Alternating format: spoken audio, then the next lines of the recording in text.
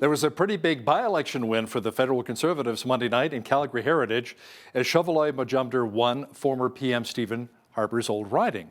Now, to chat about this in more detail is political reporter and Sun columnist Brian Lilley, who joins us once again from Toronto.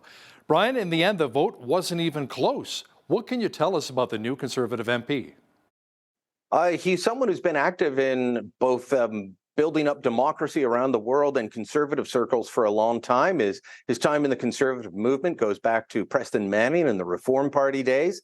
But he did spend several years working in places like Iraq and Afghanistan with organizations that were attempting to help build democratic institutions in those countries. He worked with Chris Alexander, the former MP. That's where I first met both of them. We're going back to probably 2006, 2007, perhaps. And just full disclosure, I've been a personal friend of Shiv Majumdar for a very long time. So I'm not sure I could say anything bad about him. He's a very smart guy, well respected, a bit of a younger Michael Chon. Not that Michael Chon is old by any means, but both of them very much focused on foreign policy areas. Both of them very smart. Both of them well respected and liked across party lines because Shiv is just that smart guy that you go to. He's someone when he was not involved in politics that if I was writing on foreign affairs issues and needed to understand or clarify something, he's one of the people that I would call. Spent many years at the Macdonald-Laurier Institute, the nonpartisan think tank in Ottawa.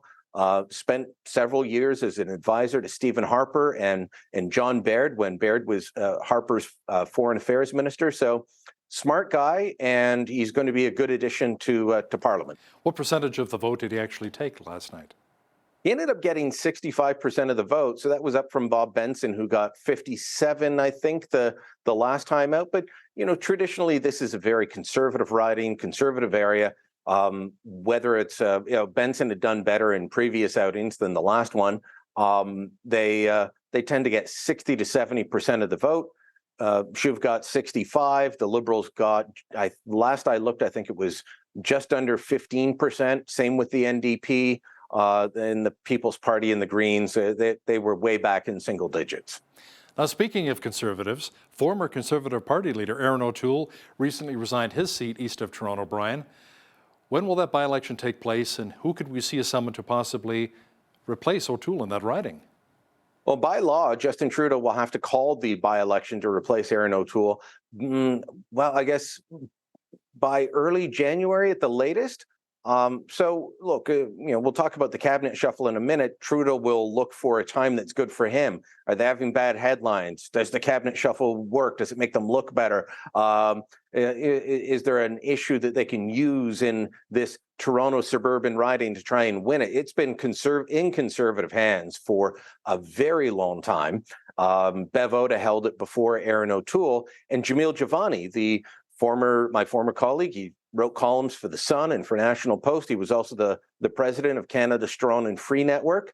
The replacement for the Manning Conference. He was highly involved in that. He's seeking the nomination.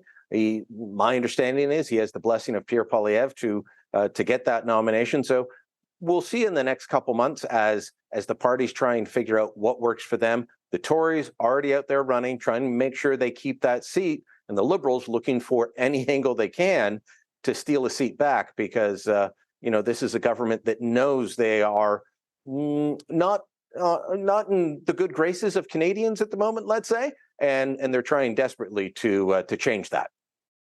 Brian, let's talk about what's going to be happening with the Trudeau Liberals shortly here. They're getting ready for a big cabinet shuffle, and some have already said they will not be seeking re-election, including Omar Alghabra. Yeah, the transportation minister, who's had a rough couple of summers, he's the surprise for me. Some of the others, I'm not surprised. Carolyn Bennett, the Minister for Mental Health and Addictions, she's in her 70s. Right now, the Trudeau, his team in PMO has been saying to people, look, Are you committed to being around at the next election and running in the next election? Well, if you're 72, the next election, if it goes in 2025, that's 2 years away. You're 74. Are you going to commit at that point to another 4 years? The life of a cabinet minister is not easy. I don't care which party you are. I don't care what age you are. You're getting up at the morning and 4 o'clock in the morning for a 6 a.m. flight to go to the other side of the country. You're constantly traveling. It is a stressful and demanding job on anybody. Carolyn Bennett deciding she wanted to bow out, not a surprise. Joyce Murray, fisheries minister, deciding to bow out, not a surprise. Same with Helena Jasic. I wouldn't be surprised to see Lawrence McCauley and Bill Blair add their names to those not running. But Alghabra surprised me. Last year was a disaster at the airports, and you could blame the airlines. Absolutely. You could blame the airports themselves. Absolutely. But a part of it was federal policy and federal hiring or lack of hiring for security workers.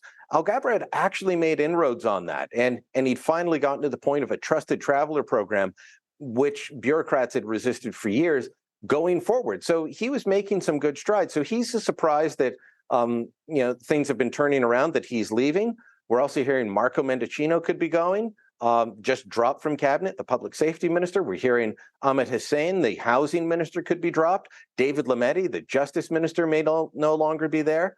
This is a major change, a real attempt by the Trudeau Liberals to put a new face on their government, which after 8 years in office, as any government would, you're starting to look tired after 8 years in office.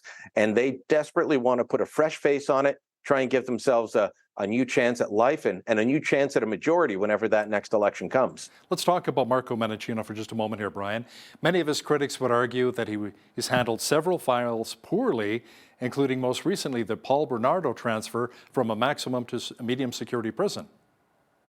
He absolutely has handled that badly. He's handled Chinese election interference badly, the gun control legislation badly. And what's shocking about this is Mendicino was seen as a good communicator. He was seen as a smart guy. As a former Crown prosecutor, he helped put away the part of the Toronto 18. You remember that terrorist trial? He was a federal prosecutor on that. So, people like myself who've been hard on him and who've covered him for a long time, part of why you're hard on him is, well, you're supposed to be one of the competent guys. He made some mistakes himself. He's also had some bad staffing. The fact that if we're to believe him, the deputy minister, the senior bureaucrat who's held senior positions in the government for more than 20 years, heard about the Paul Bernardo transfer and didn't think to raise it with the minister. If that's true, then he's got an incompetent deputy minister. And same with his political staff, not telling him.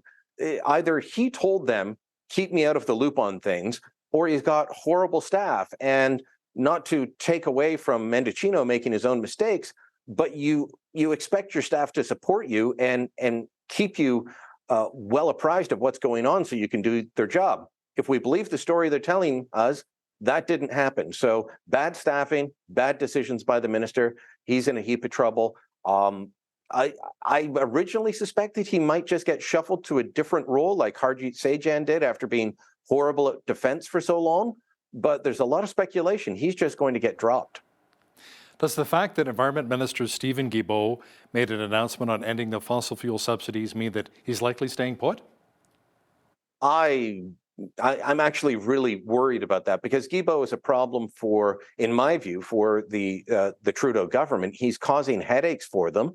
And whether it's with Atlantic Canadians antagonizing them over the imposition of the carbon tax in ways that it didn't apply before, now it's applying just like it does in Alberta or Ontario, the clean fuel regulations.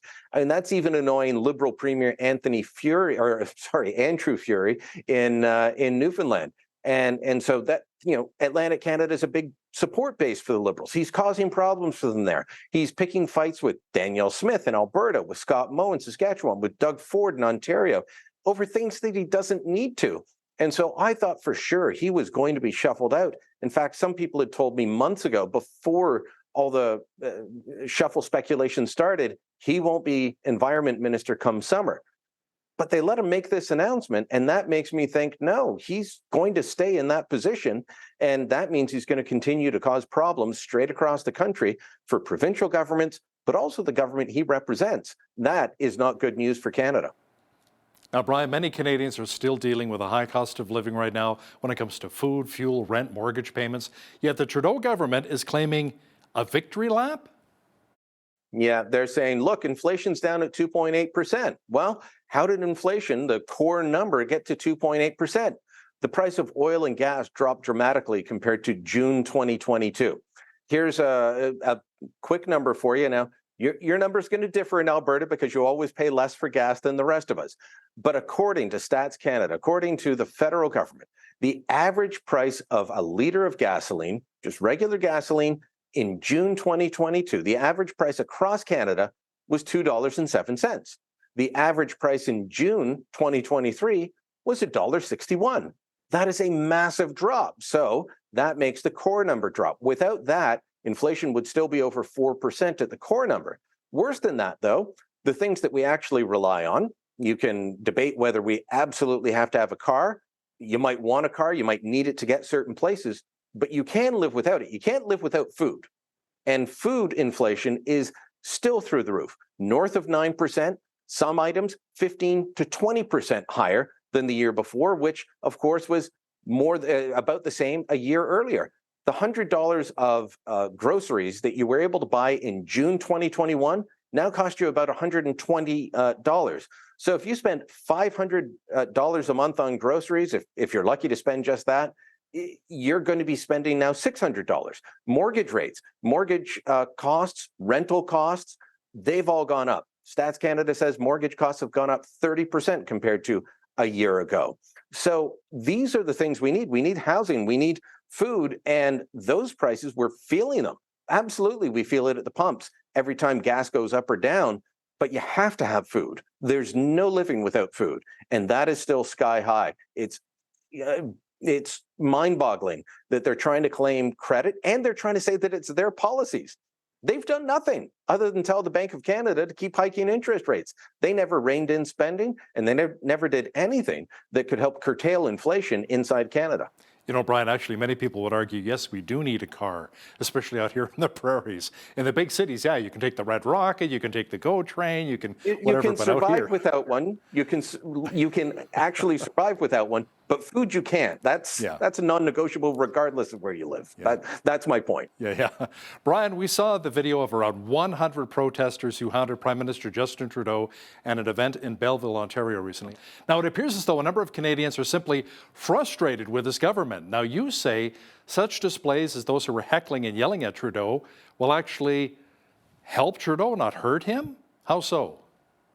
Well, for Pierre Poilievre to win, he needs to win over suburban women predominantly. We're talking about women that live in the suburbs of Toronto, of Vancouver, the Lower Mainland, winning back ridings like where George Halal is in Calgary. He needs to win those voters over, swing voters.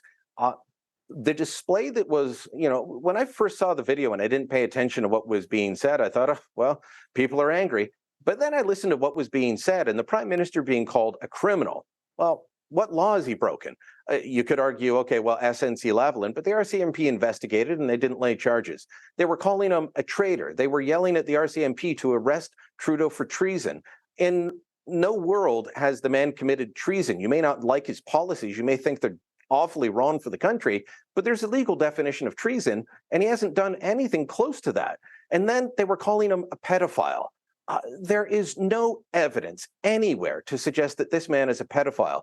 And so you've got video of people yelling and screaming, looking deranged, spittle coming out, their face contorted, yelling at the Prime Minister, you're a pedophile. If they associate that with Pierre Poilievre and the Conservatives, and by the way, several of these people have said, I'm not a Conservative, I'm not a Poilievre supporter, I'm angry at Trudeau. But if that becomes the narrative and that becomes viewed as, well, your options are Trudeau, who's smiling as he goes through this crowd and taking selfies with supporters, your view is him or these angry people. Well, those swing voters aren't going to go for those angry people. They may be, by the way, a minority of Canadians who are angry at Trudeau, but this does the opposite of what they claim they're trying to do, and that's remove Trudeau from office. So it was a bad look all around. I know I've taken a lot of flack from that. I may take flack from your audience over that as well, but how?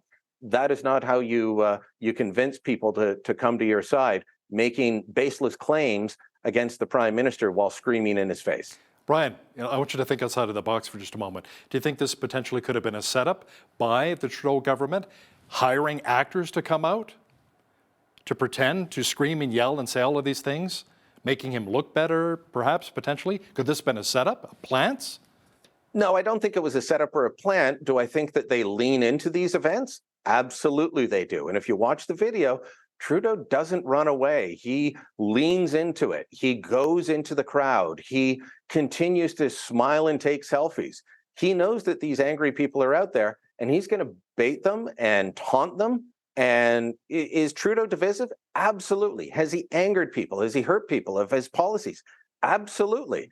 But when he sees crowds like this, he doesn't have to plant them. He sees them and he leans into them to make them angrier, and he uses the division to try and score political points. He wants Canadians who are fed up with his government to just be scared enough of the Conservatives that they won't go near Pierre Poilievre. And you see it in columns like in the Toronto Star claiming that Pierre Poilievre's mean. That was obviously written by someone who's never met Pierre Poilievre, because he's not mean, he's not nasty, he's a very nice guy. He's an easy to get along with guy. But the Liberals want you to be scared of them, and seems like what we saw in Belleville helped with that. Maybe you think what happened in Belleville is great, but you have to put yourself in the mind of a swing voter, someone who voted last time for Trudeau and is fed up with him. You know, if you're someone that will go back and forth like that, are you going to, if you think that that's the other team, are you going to go to them or say, maybe I'll stay home, maybe I won't vote, or maybe I'll vote for Trudeau again? Political reporter and Sun columnist Brian Lilley, thanks so much for your time today. Thank you, Hal.